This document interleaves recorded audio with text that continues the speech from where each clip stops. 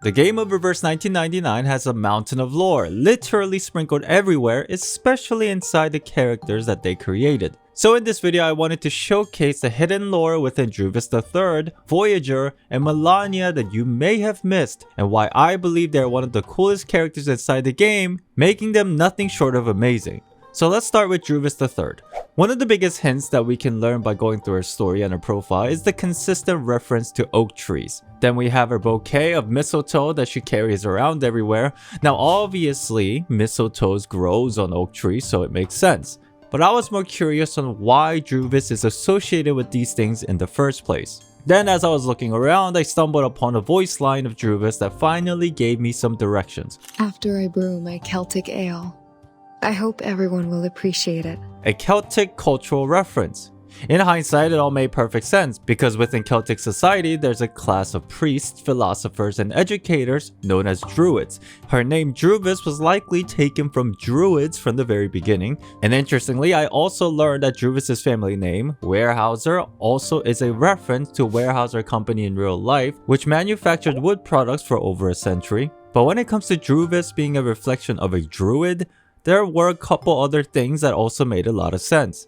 To Druids, mistletoe is a symbol of protection, matching Druvis' connection as the owner of the forest. And when Druids harvested mistletoes from oak trees, it involved cutting it from the oak tree with the golden sickle during a specific phase of the moon as part of a ceremony. A sickle, which are often synonymous with the depiction of a scythe-like tool, which was also represented in detail within the description of her wand. And funny enough, it also showcases the moon. Now with that in mind, one of the coolest representation of Druvis is the fact that mistletoe is symbolized as the renewal and the cycle of life, reflecting life's persistence and the promise of rebirth, which heavily reflects Druvis' backstory. And because of her backstory in the fictional world of Reverse 1999 is the reason why I like her so much. Because she completely puts her past behind her and decides to move forward in life with the help of Verton and her new friends. And at times being also very perceptive and stoic only amplifies why she's quickly become one of my favorite characters inside the game. Now let's move on to Voyager. Initially when I sat down to figure out what this character represented, I was kind of at a loss. First off, she has yet to show up in the story, and second, she just doesn't talk. I just couldn't figure anything out about this character until I realized the hint that was literally in my face this entire time. Voyager, a person who goes on a long journey either by sea or space. Oh yeah, Voyager.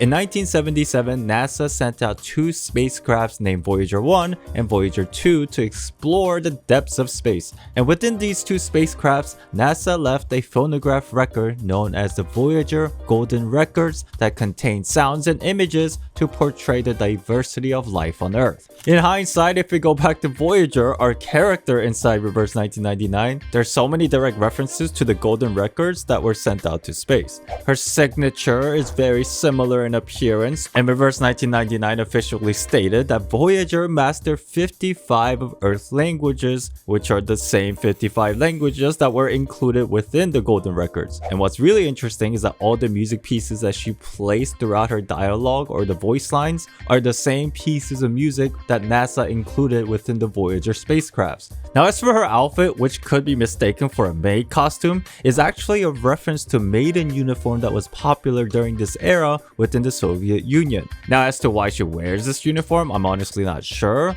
but maybe it has something to do with the space race between United States and the Soviet Union in the mid-1900s, or maybe it's simply an outfit that Voyager saw when she first arrived on Earth. But regardless of all that, to put it simply, Voyager is an alien from another world. Now, while I find these references and design choices very interesting to uncover, there's another reason why I find Voyager to be one of the coolest characters inside the game.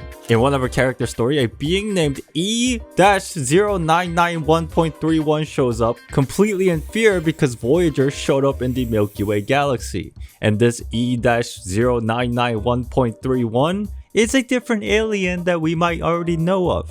Alien T. It's quite hilarious that Alien T, another alien, finds Voyager to be the most terrifying thing throughout the entire universe. But whoever she is really embodies the genre of cosmic horror, where we fear the unknown in the vastness of space. Even though the unknown makes us feel unsettling and at times maybe creeped out, ironically, Voyager is being depicted as a harmless, friendly character inside the game. Now let's move on to Melania. When it comes to Melania, I couldn't really find explicit details in her design, but just within the Theft of the Remake Cup event, the way she is portrayed strongly aligns with the archetype of a vigilante thief. Now we've seen these kind of stories in various fictional settings before, but the reason why I find Melania's story to be fascinating is because of its execution.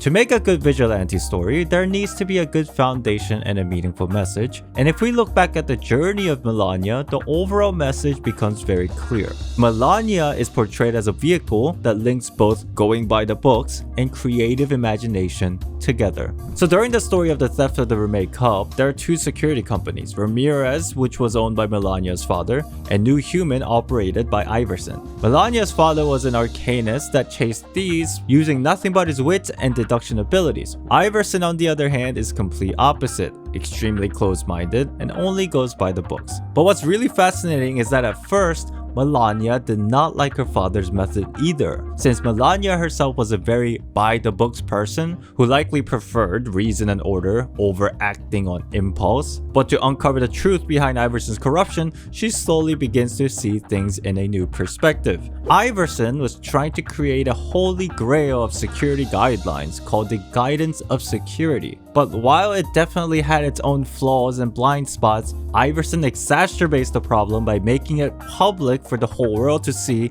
including the thieves.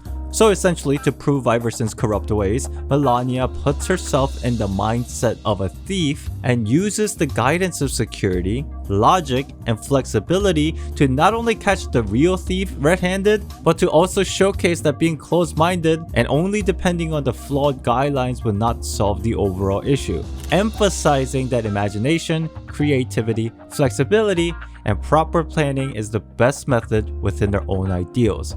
Now, whether you find vigilante stories right or wrong is something that can be heavily argued. After all, this is simply Melania's own perspectives. But the reason why I value Melania's story so much is because it really showcases that being too strict or putting up walls for self-preservation at times is not a good approach in certain issues. And Melania embracing open-mindedness, understanding, and the willingness to take account for all possibility really showcases why I love this story so much. As a lore enthusiast that loves to speculate and theorize with limited information, a lot of the times things are not clearly displayed in black or white, which makes being open-minded all more valuable because of the existence of many possibilities, which makes things that much amazing and enjoyable. But hey, that's just my perspective. Now, if you enjoyed this video and the lore breakdown of these characters, make sure to like and subscribe because I will be taking a deep dive into the hidden references and meanings within the Theft of the Remake Cup and our dear friend Pickles in our next Reverse 1999 video. And I want to give a special shout out to Reverse 1999 also for sponsoring this video. Obviously, you guys have been playing the game already, and even if you haven't, if you want to follow news regarding Reverse 1999, make sure to follow their social media platforms, which I will link in the description down below. And to everyone who watched until the very end, thank you all so much, and I'll see you next time.